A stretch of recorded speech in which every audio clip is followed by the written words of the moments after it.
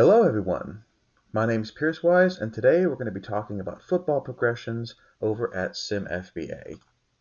Now if you stumbled onto this video and you don't know what SimFBA.com is, this is a sports simulation website where we offer both football and basketball sims at the collegiate and pro level. So that's 4 different sims you can participate in. You can manage rosters, set your own depth charts, recruit, or draft or trade players, depending on if you're in the college or the pro leagues. Um, all of this is based in an in-house coded sim engine. There's no third-party software to download, and it's absolutely free to join. There's no cost to play, no pay-to-win mechanics. It's all free and just for fun. If that sounds like something you're interested in, go and check us out at simfba.com. So today, as I said, we're going to be talking about progression within the football sim. We're going to be looking at how it's calculated, how much overall tends to change by year, and then we're going to go over each of the factors that impact that. We're going to be talking about experience level, snap count, potential grade, and then we will wrap everything up at the end. So progression is a hidden attribute that every player has, just like every player has a value for their strength or their speed, their IQ, every other factor. They have a hidden attribute for progression.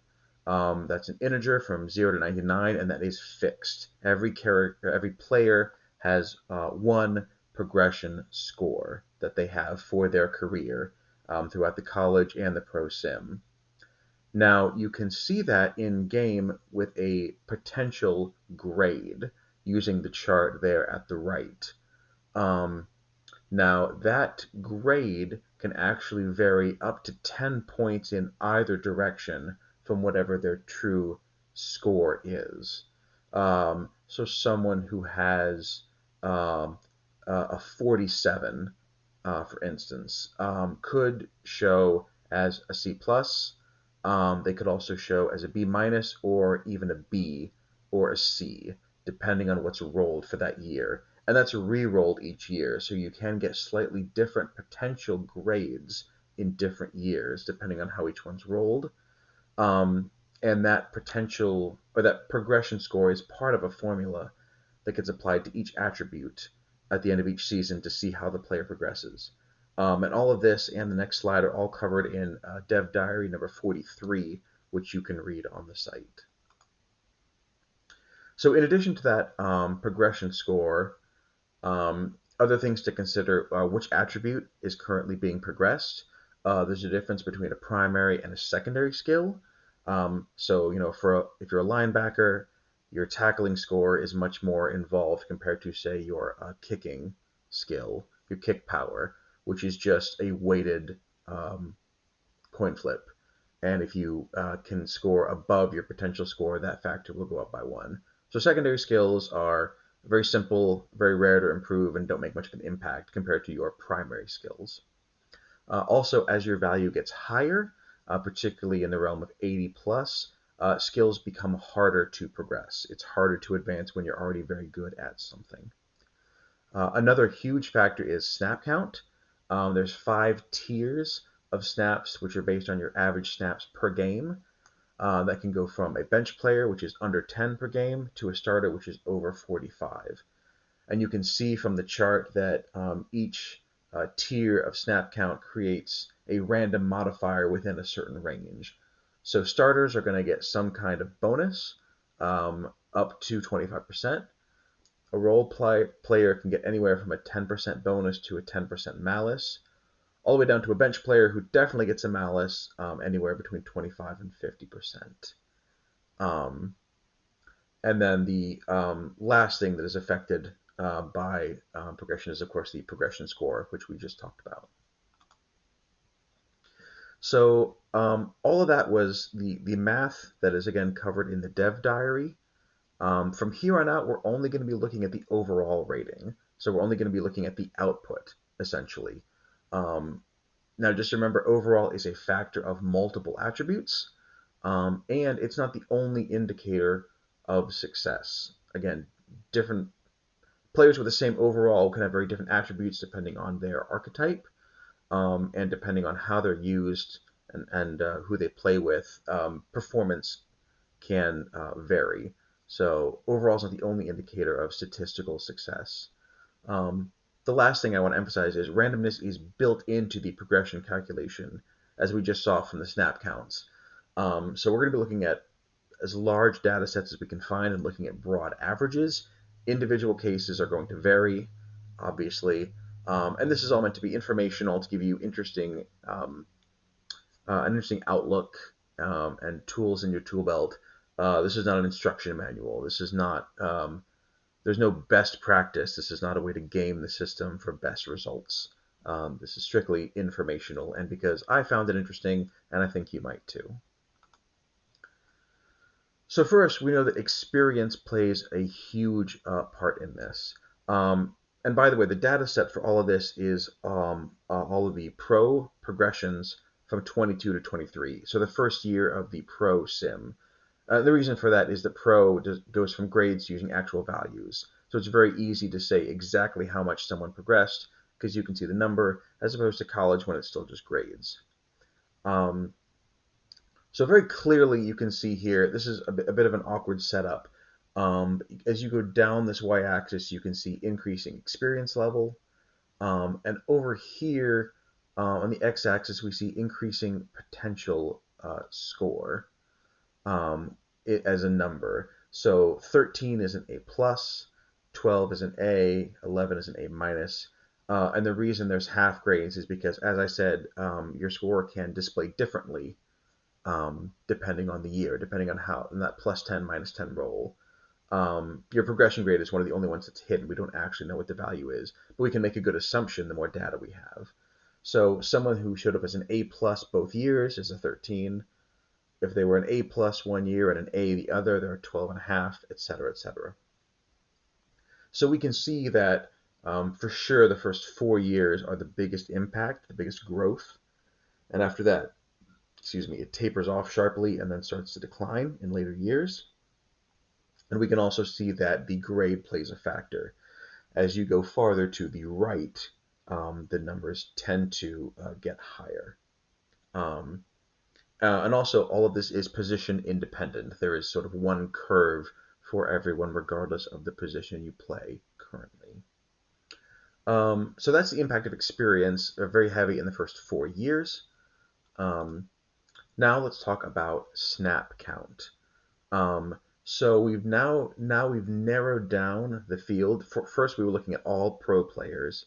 Now we're only looking at players who were in their first 4 years in 22. So these were players who were in their prime growth years and then spent a year playing.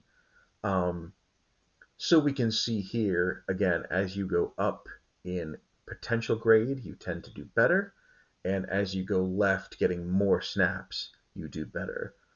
Culminating in A plus potential players in their first 4 years who got starter level snaps, who had an average gain, an overall of 6.3. Now that is a pretty small sample size. We'll start to see that on the next slide. But in general, you can see the movement here. More snaps, higher potential grade, more improvement. And in fact, as we compare the different tiers of snaps, across all grades, going from bench to special teams, going from 1 to 2, is a difference of about 0.4 points. Again, broad average here.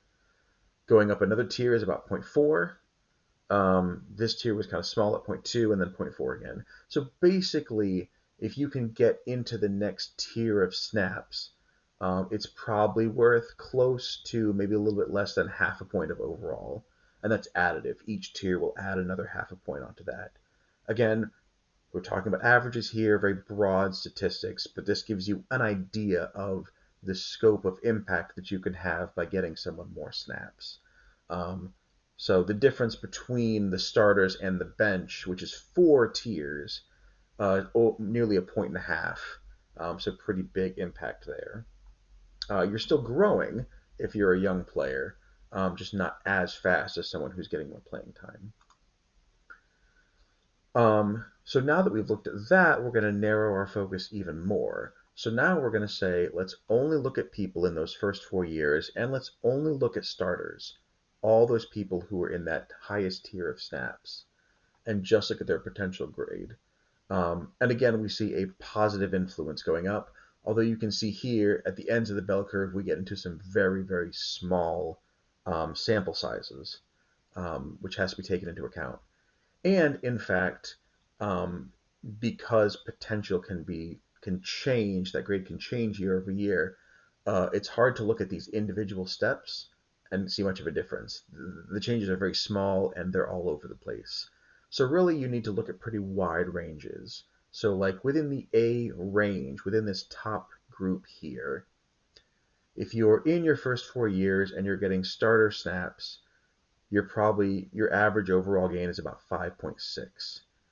Anywhere in this B range, you're looking at about 4.9, C range 4.1, so a pretty significant difference within those ranges. And then to check on that, I did the exact same thing, but only looking at bench players, which if you're wondering, the starter sample size is about 25% of this group. The bench is about 50%. And then the remaining 25% are scattered between tiers 2, 3, and 4. And the bench players, it's the same story. The numbers are in general lower, but as you go up in range for potential score, you improve anywhere between half and 3/4 of a point, again, on average, if you go up a full letter grade in potential. So to summarize, each potential grade worth approximately half to 3/4 of a point. That's fuzzy because potential is randomly displayed year over year. And we've also kind of confirmed the gap between bench and starters. We said that 4 tiers would be about 1.6 points. C range to C range is 1.4. A range to A range is 1.6. So we're in that general area in terms of how much a snap count increase is worth versus how much a potential increase is worth. And of course, you put all this together, there is a random factor. When you're dealing with one sample case versus 25, you're going to get a much bigger variance. So this poor person over here who had a pretty good potential score and starter level snaps, but gained +3, versus this backup who had still a pretty good score and got a +6. That's built in. It's not perfectly linear. It's not perfectly predictable. There's a random factor built in. So you can see, so this is the min and max of each group of snap counts by potential. So if you're a starter and you get lots of snaps, you're probably going to get at least 4 or 5 points. Compared to if you're a bench player with bad potential, you're probably going to get in the 2 to 4 range. But as is the story with all of these charts, you can see the general movement up, but it varies as the steps get smaller and smaller, and as the sample sizes get smaller. So where does this leave us? Well, there's the age-old question of, do I go with the higher overall, or do I go with the lower overall with the high potential? And there's really no guarantee about it. As I said, there's no one right way to do things. But if you're going to go for the higher overall, you're going to want to look at, where do I need immediate help? Where do I want someone who can drop in and play now? And what's my long-term plan? Is this someone I'm going to plug and play, and I'm okay if they're not great, as long as they're not a huge gaping weakness? Or is this a position where I want someone to play now, and I'm probably going to draft or get a free agent in the next 2 years anyway to be my long-term fix? Versus if you're going with a low overall, how are you going to get them on the field? How are you going to get those all-important snaps in those first few years? And when do I need them to perform? Is this a position that it's okay that someone's going to sit for a year or two before they're a viable starter? Or is this going to be a really big weakness until they're up and running? And I've equated it, anyone who plays Hold'em poker will know this scenario. It's kind of having, high suited connectors versus a pocket pair. The pocket pair is good now. has fewer chances to improve, but you don't really need it to improve because you're already winning. Um, versus something like this, Ace King suited, which has a really high potential. There's a lot of cards that can help you, but you need to get at least one card that can help you or you're going to lose. But in the end, the winning percentage is about the same. It's about a coin flip. It comes down to luck, or in the case of the sim, luck and how you can use the player best.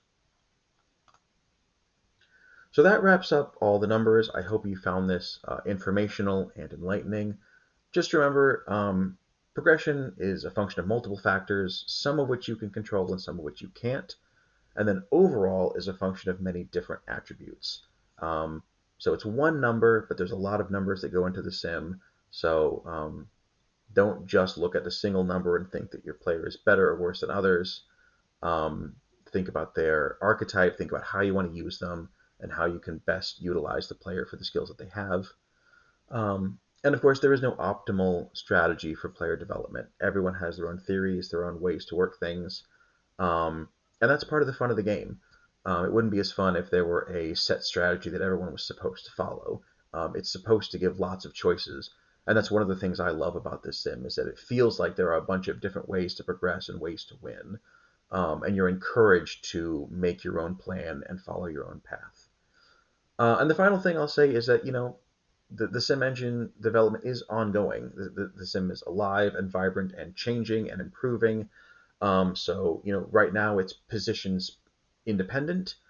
Maybe that changes in the future. Maybe there are ways that, you know, younger players can accelerate in the future. This is a snapshot of kind of where we are right now, so that you can use this information and have it at your disposal. Who knows what the future holds? Another thing I like is that the sim is always improving and we're always adding new features. So stay tuned. Anyway, I hope you enjoyed this overview, and I will see you on the field.